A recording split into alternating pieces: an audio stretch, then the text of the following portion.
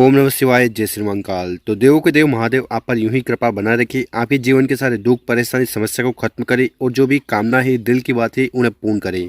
तो अगर आप इस बात को लेकर दुखी हो, परेशान हो कि आपके जीवन में दुर्भाग्य है और दुर्भाग्य के कारण आपको कौन सा भी कार्य नहीं बन पा रहा है या धन प्राप्ति को लेकर जीवन में बहुत संकट है, तो ऐसे में आपको 11 चने की दाल लेना है, बेलपत्र लेना है और विशेष तरीके से उपाय कर लेना है।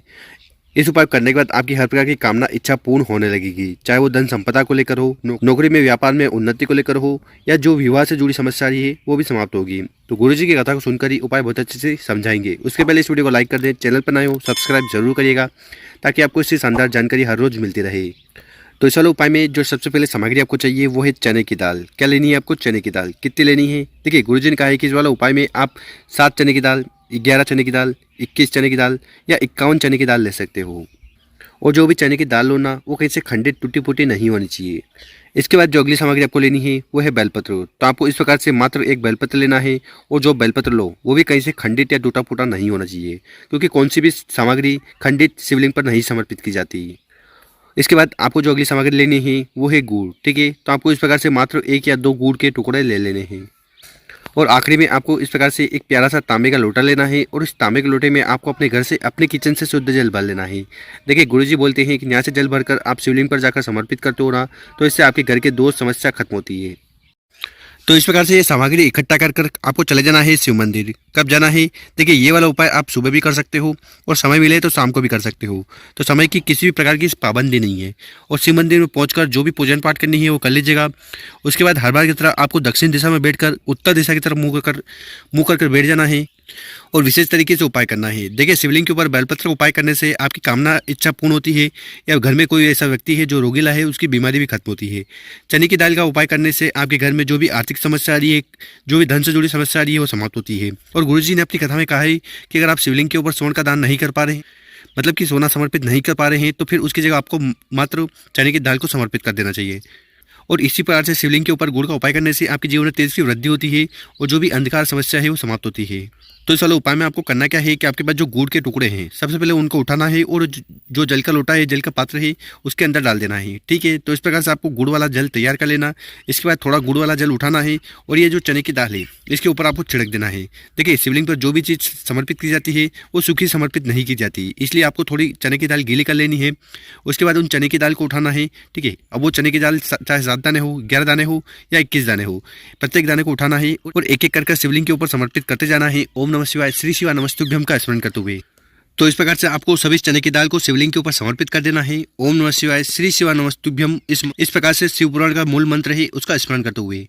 और ठीक इसी के बाद आपके पास जो एक बेलपत्र है उस बेलपत्र को उठाना है, अपने हाथ में रखना है और आपको भगवान भोलेनाथ से प्रार्थना करना है कि हे भोलेनाथ, हे त्रिकालदर्शी, मेरी ये कामना है, ये इच्छा है, इन्हें पूर्ण करें। देखिए, वो कामना व्यापार को लेकर, नौकरी को लेकर, घर में सुख शांति को लेकर या धन संपदा को बढ़ाने के लिए हो सकती है। तो कैसी भी कामना है ना, उसका स्मरण करते हुए एक बेलपत्र आपको शिवलिंग के ऊपर ठीक चने की दाल के ऊपर समर्पित कर देना है। ओम नमः शिवाय, श्री शिवा नमस्तुभ्यम का स्मरण करते हुए। बेलपत्र की डंडी होगी जलाधार की तरफ, बड़ी पत्ती होगी आपकी तरफ। तो इस प्रकार से आपको उल्टा बेलपत्र शिवलिंग के ऊपर समर्पित कर देना है। और ठीक इसी के बाद आपके पास जो जल का लोटा है जिसमें आपने गुड़ डाला था, वो जल के लोटे को उठाना है और धीरे धीरे कर पूरा जल आपको ठीक शिवलिंग के ऊपर समर्पित करना है। ओम नमः शिवाय, श्री शिवा नमस्तुभ्यम का स्मरण करते हुए। यहाँ पर जल चढ़ाओगे तो जल बहता हुआ जलाधार की तरफ आएगा, यहाँ पर उस जल को इकट्ठा कर लेना है। ठीक है, और अगर ये उपाय आप किसी व्यक्ति के लिए कर रहे हो जो बीमार है, तो ये जल लेकर आपको अपने घर चले जाना है और उस व्यक्ति को इस जल को ग्रहण करवाना है दिन में 3 बार। और ग्रहण कराते समय आपको कुंदकेश्वर महादेव जी का नाम लेना है। तो इस प्रकार से आपको पहला वाला उपाय जरूर करना है। गुरुजी ने कहा है कि इस उपाय करने के बाद आपकी कामना तो पूर्ण होगी। साथ ही साथ अगर आपके घर में ऐसा कोई व्यक्ति है जो रोगीला है, बीमारी में ग्रसित है, तो उसकी बीमारी समाप्त होने लगेगी। तो कामना पूर्ति के लिए और समस्या को खत्म करने के लिए विशेष उपाय है। आप जानते हैं गुरुजी द्वारा बताया गया दूसरा उपाय। विशेषकर ये उपाय क्यों करना है? अगर आपके घर में माता लक्ष्मी का वास नहीं है, धन संपदा की समस्या लगातार आपके जीवन में आ रही है, ठीक है, तो उसकी समाप्ति के लिए ये उपाय आपको जरूर करना है। तो इस वाले उपाय में जो सबसे पहले सामग्री आपको चाहिए वो है कमलगट्टा। ठीक है, देखिए, आपकी जानकारी के लिए बताते हैं कि ये जो कमलगट्टा है ये माता लक्ष्मी को बहुत ज़्यादा प्रिय है। तो इनका उपाय आप करते हो ना, तो माता लक्ष्मी बहुत ज़्यादा प्रसन्न होती है। देखिए, बहुत सारे लोग परेशान रहते हैं कि हमें कमलगट्टा नहीं मिलता, तो या तो आप अपने आसपास जहाँ पर दुकान है वहाँ से ला सकते हो, या इसकी जगह आप कमल का पुष्प भी ले सकते हो। तो बहुत सारे लोगों को कमल का पुष्प मिल जाता है, कमल का फूल मिल जाता है, तो वो लोग इससे भी उपाय कर सकते हैं।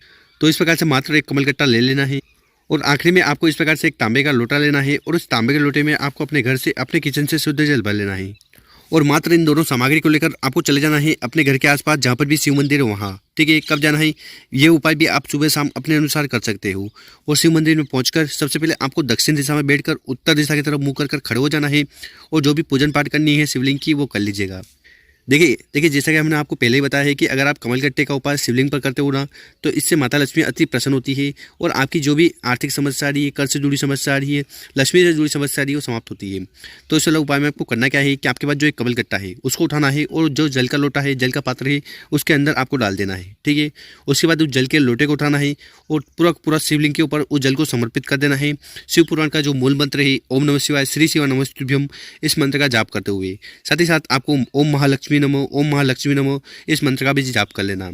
तो इस प्रकार से आपको कमलगट्टे वाला जल शिवलिंग पर समर्पित कर देना है।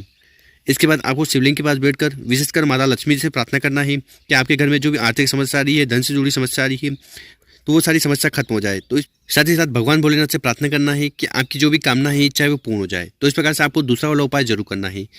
गुरुजी कहते हैं कि इस उपाय करने के बाद जो आर्थिक समस्या है वो खत्म होगी, जो धन से जुड़ी समस्या, माता लक्ष्मी से जुड़ी समस्या है वो समाप्त होने लगेगी। तो इस पर गुरुजी द्वारा बताया गया बहुत ही अचूक और विशेष उपाय है, कर जरूर देखिएगा। और मेरे दोस्तों, अगर आपको वीडियो 1% भी अच्छी लगी हुई ना तो इस वीडियो को 5 लोगों के साथ व्हाट्सएप पर, इंस्टाग्राम पर या फेसबुक पर जरूर शेयर करें और उन लोगों की मदद करें। मिलते हैं हम आपसे एक और नई वीडियो में। ओम नमः शिवाय।